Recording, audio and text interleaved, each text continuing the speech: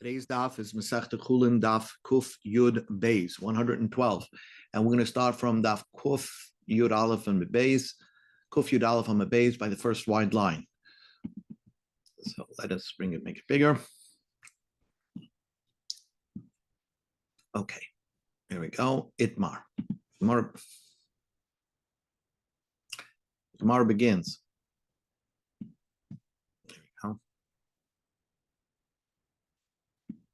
Itmar. We learned a teaching. Dogam sha'alu bakara.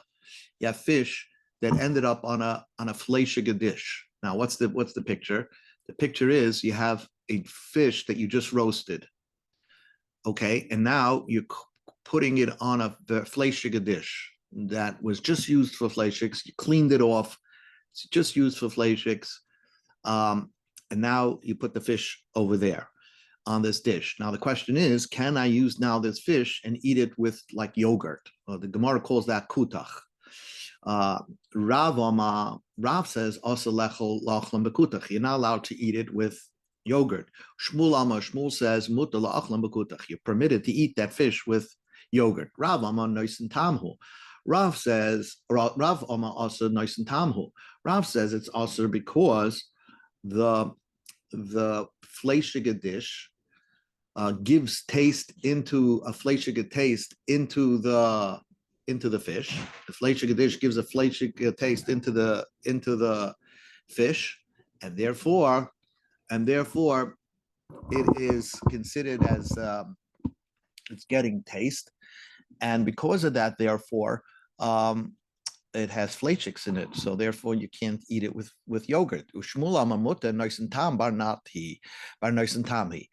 This is a second derivative of nois and tam, because really meat had to give taste into the dish. Now the dish is giving fleishig taste into the meat, so that's a second derivative, and you want to eat that second derivative with yogurt. That, according to Shmuel, is not barnat. It's not direct taste that's permitted. What would Shmuel answer? If you pour hot milk into a fleishig dish, so then the taste of the meat in the dish of the bowl goes directly into the milk, the hot milk. So that's a first derivative of hot nois and tam. But this case would be nois and tam, bar nois and tam. First it goes into the dish, then it goes into the fish, and now the fish is going to go into the yogurt. So that is going to be permitted according to Shmuel. That's what the Gemara says. So the Gemara says like this: Rav, that Rav said that nois and tam, bar nois and tam is also lav beferish itma elam klali itma. This wasn't he taught it in a class; it's learned from a story. Rav ikle be Rav Shimi bar Chia barei.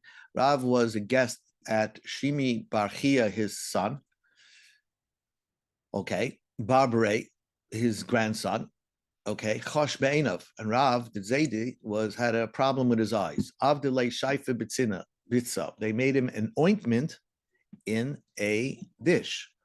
Basahachi, after they made the ointment in the dish, and they put it on his eyes, Romi Bishula Begabe. They used it to cook a dish in it.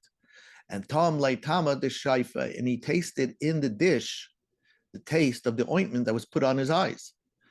Amar, he said, Yav Tama Kulahai, is it so strong? So people understood that a nat barnat could be felt in the second derivative. You could still feel the taste. Velohi, but you can't derive anything from that story. Shana Hossam did nofish merara tfei, because maybe the reason why Rav felt it is because the ointment was made out of something very bitter or sharp. And because of that, there the taste extends. But meat extending from the taste of the meat to the plate, from the plate to the fish, from the fish to the yogurt, that would be too far, and you wouldn't taste it at all. Nevertheless, Rav maintained his position. Maybe you don't see it from the story, but Rav holds of his position that not barnat is asa. Rab Loza have a kohen kamei demar Shmuel. Rab Loza was in front of the master Shmuel. They brought before him dagim she'alu b'ka'ara v'ka'achal b'kutach. They brought for him fish that was on a plate, and he ate it. He ate it with yogurt. They gave it to Rab Loza, who was a student of Rav, and he didn't want to eat it. They gave him this dish, and they wanted him to eat it with yogurt in the house of Shmuel.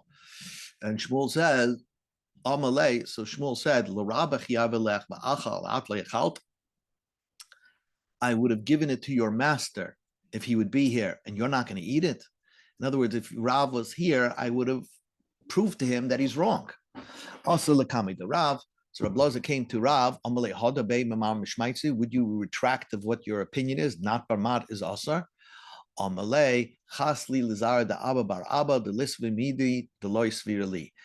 It would be chas v'shalom that the son of Abba bar Abba, which is the father of Shmuel, would give me something that I hold is asar, and he would give it to me to eat. I would never eat such a thing. In other words, Rav still maintained his position that not barnat is asar.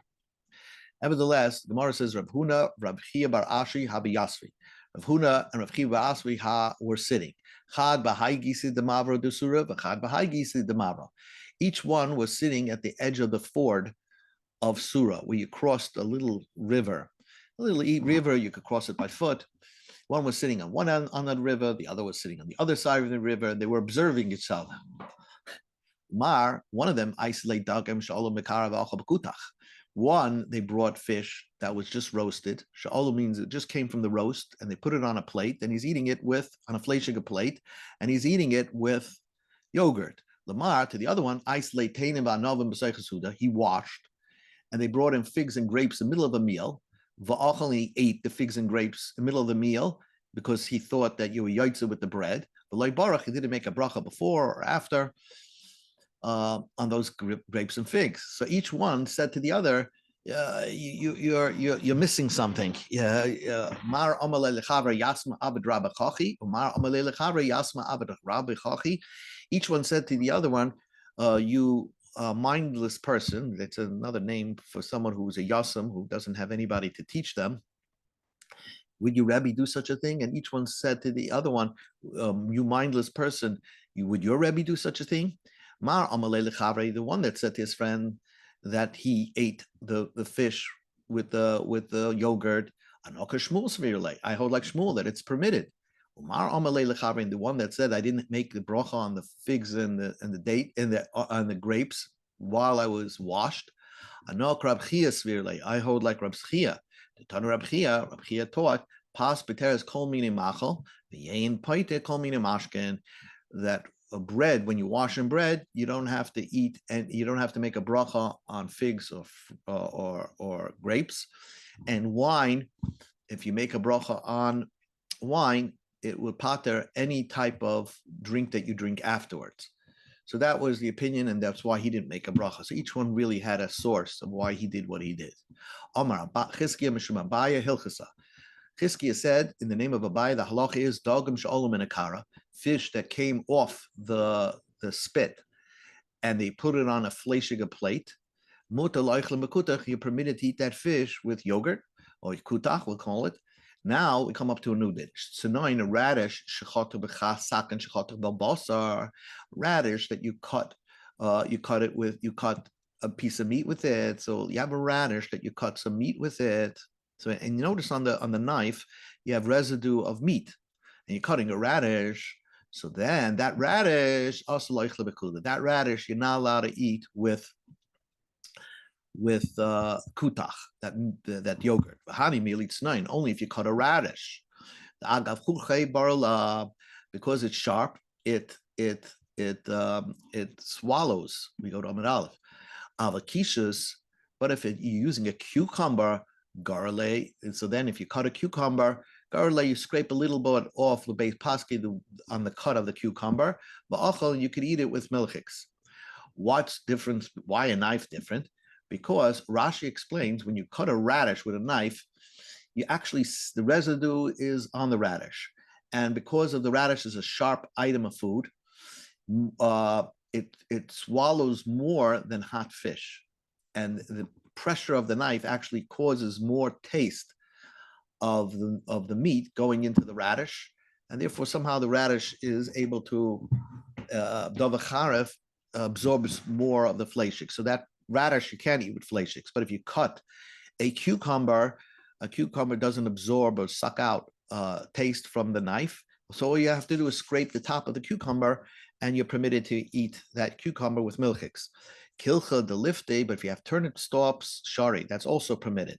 Disilki, but if you have shards, so that's asiri. So let's just show you what that looks like. This is a turnip stalk, turnip stalks, and then you have shards, that's usr. Somehow this is also sharp food, or it absorbs.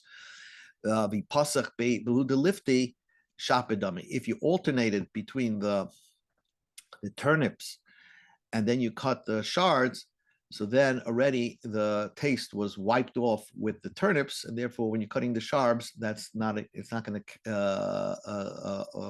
going to get the taste of the meat. Now a new question. Boymene Rav Dimi Rav Nachman.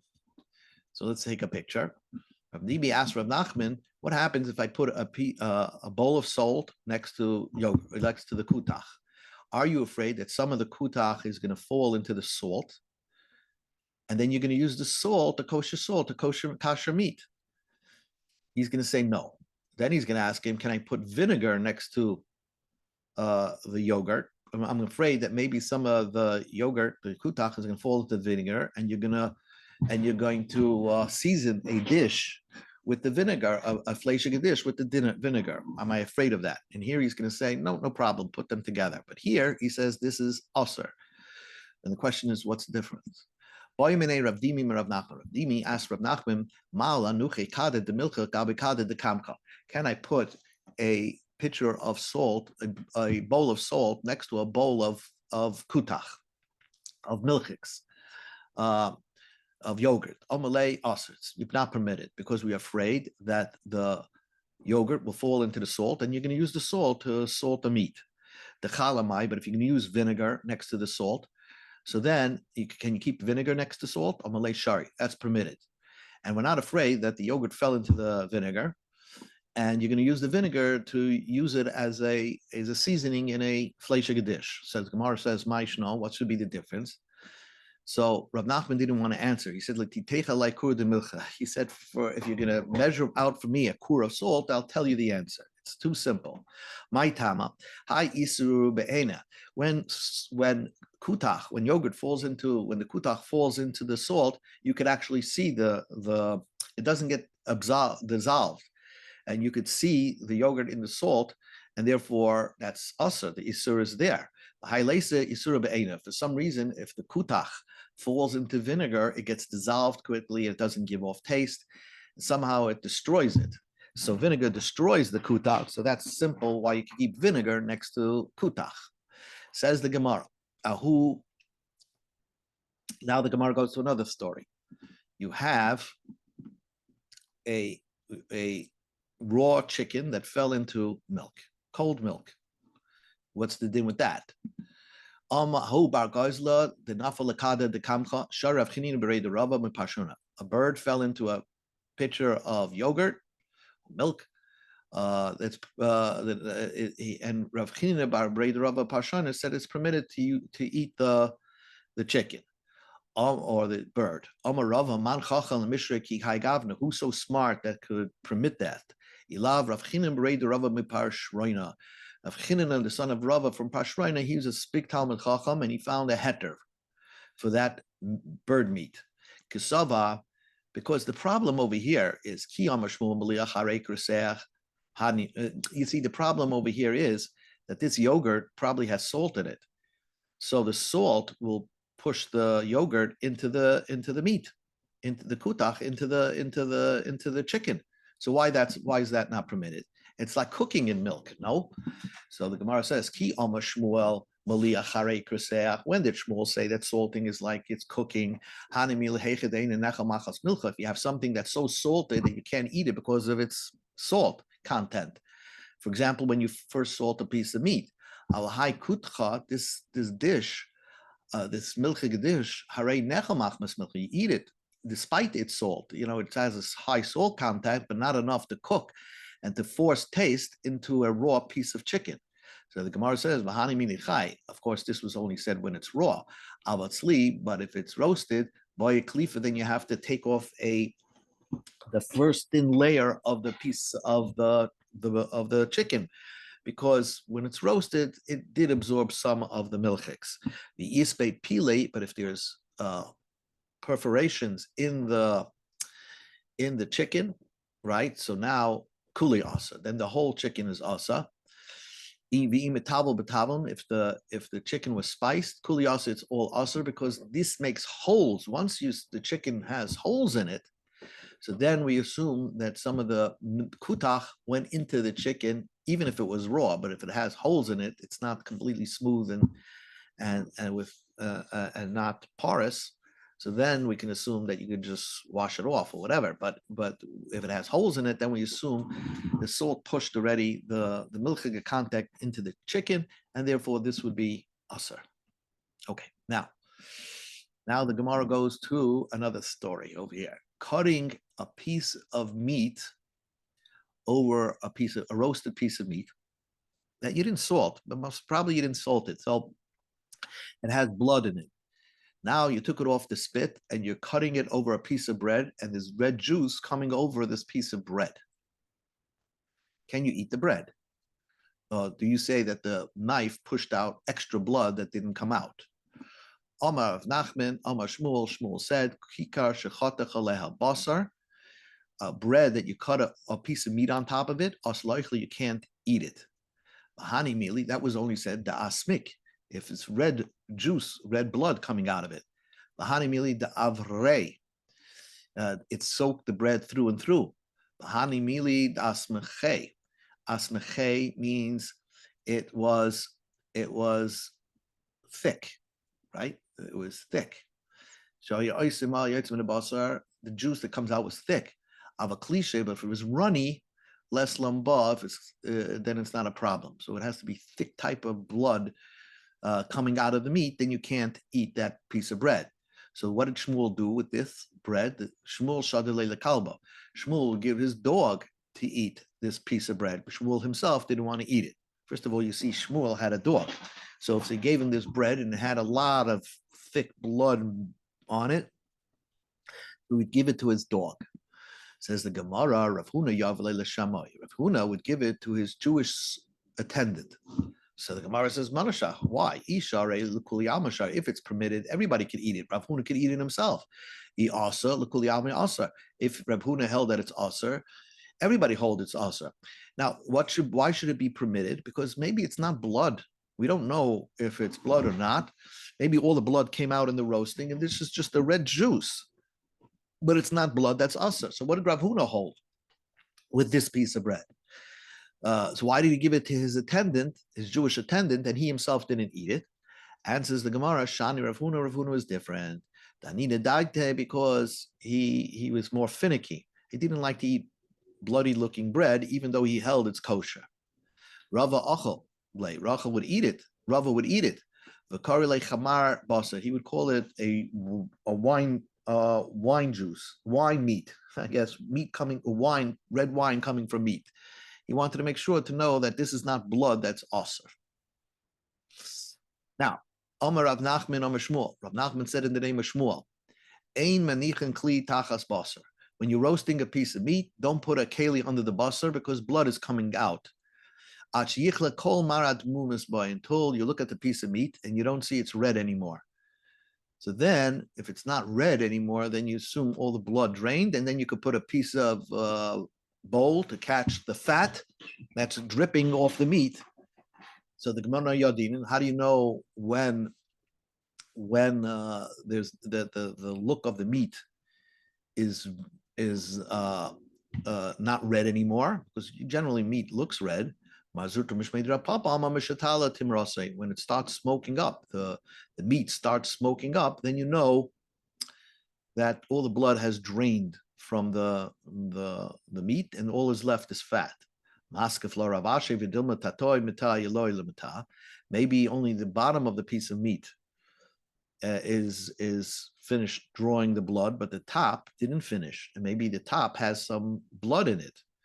Rav says, we have no way to fix this. You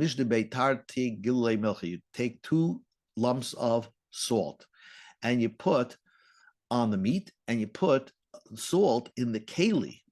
If you want umeshapye, we go to Amid Beis, umeshapye, and the blood that's gonna flow to the bottom. Let's see, the blood flowing to the bottom. Once you have salt in it, it's going to absorb the blood. The fat will rise to the top, and you're going to eat the fat. In other words, the whole purpose of putting the bowl underneath this roasted piece of meat is to catch some nice fat from the meat, but you don't want the blood. But you didn't salt it, so the blood is draining off. So how do you know if you have blood or fat? So you put salt in the dish, the blood will be drawn to the bottom, and the fat will float to the top. So that's the way to do it. And also put some salt on the meat as well. Ravacha said to Ravashi, Mi Amar Shmuel Hachi. Did Shmuel say something like this? Did Shmuel say that? Did Shmuel say that you don't, if all the redness of the meat is off, you could put a vessel underneath the meat? But Shmuel said, let's say you had a piece of meat that roasted for a long period of time and you're cutting it on top of a piece of bread. Don't eat the bread. Apparently, Shmuel holds that, it seems to hold that the piece of meat is forever dripping blood, because then why did he ask for the bread that was being cut with a roasted piece of meat on top of it? Why did he ask for the bread? Shouldn't you say that the blood, there's no more blood into this piece of meat? And says the Gemara, Shana Hosam Dagabduchka de Sakina Polet. Because there is a pressure of the knife causes pressure that it squeezes out more blood from the meat. And therefore, if you're cutting the meat on top of a bread, that juice, and if it's thick juice, is really blood. But as long as it doesn't come out and you're just eating the meat without squeezing it, so then, according to Shmuel, that is good. The blood stays in the meat. It hasn't exited, so that's not usher. And maybe just fat drifts off. But once you're using a knife, the pressure of the knife causes more blood to come out of the piece of meat.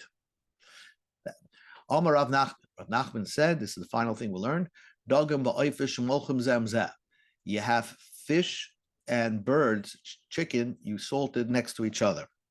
Asurin, the asur, presumably, let's say the fish absorbs some of the blood of the bird.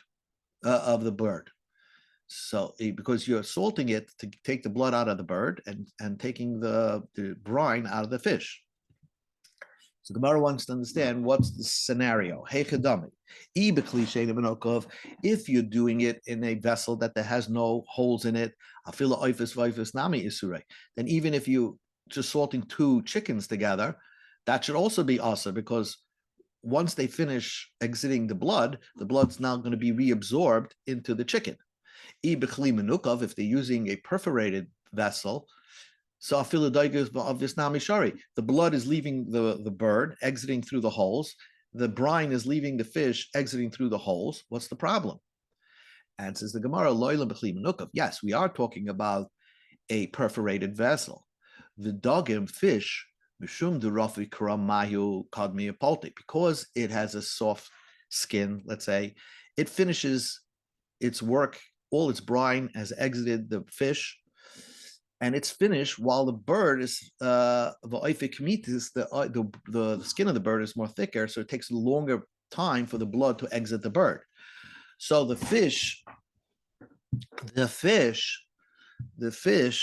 finished exiting with the brine, and the blood of the bird is still coming out. So bosa denaiche dogim, after the fish stopped expressing its brine, plete the ifis, the bird is still expressing blood. and then the fish will absorb the blood of the bird. So to see the picture, here you have it. You have salted chicken with the fish, and it's perforated. But after the brine left the fish, now the blood's still in the pot. It's going to be absorbed into the fish because the fish is not doing anything anymore, and therefore the fish will become aser. Let us see what we learned today as a review. So we have, let's see, we have yesterday, we have not bar not. We learned today about not bar not, hot piece of fish in a fleischiger dish. Rav says it's also, Shmuel says it's mutter, it's not bar not. Can you cut vegetables with a fleischiger knife? Radish, no. Cucumber, yes, but you have to scrape it off. And if you have a turnip, so then if you interrupt it with a turnip and a shard, if you interrupt it, then it's permitted. Okay, but the main problem is cutting with a fleischiger knife that has residue on it. A radish, that radish would not be permitted to eat it with milk. Then we learned today about kutach, melech, v'choimitz. Can you keep them together? We said you can't keep the bowl of salt with the kutach. You're not allowed to, but you can keep the choimitz with the kutach, because once the kutach will fall into the choimitz, it's going to be dissolved and destroyed. Basa in the vinegar. Basa that fell into kutach. So, if it was cold meat, it's permitted. If it's sli, do klifa. If it has perforations, it's aser. If it's spices, it has holes in it, it's aser. And then what about the bread? Slicing the bread underneath the roasted meat. If it blood came through and through, Shmuel says it was aser. He wouldn't eat it. He'd give it to his dogs. Rav Huna probably said it's mutter, but he wouldn't eat it himself because he didn't like red-looking bread. And then we talked about when does you assume that the blood is no more blood, it's just fat. Basically, it's hard to determine, so just try to put salt on the spit and put salt in the bowl, and then you can eat the fat that comes off the spit. Okay, and the rest of that is regarding perforated fish and chicken in one bowl. If the bowl has holes in it, first of all, if the bowl has no holes in it, certainly it's aser, even with two birds. But if the bowl has holes in it, then you can't do chicken with a piece of fish, because the fish is going to finish expelling its brine while the chicken is still expelling its blood, and that gives time for the fish to absorb the blood of the chicken. So this ends Be'ez Hashem, Masechta Chullin Daf Kuf Yud Beis. Be'ez Hashem, tomorrow's Daf Kuf Yud Gimel.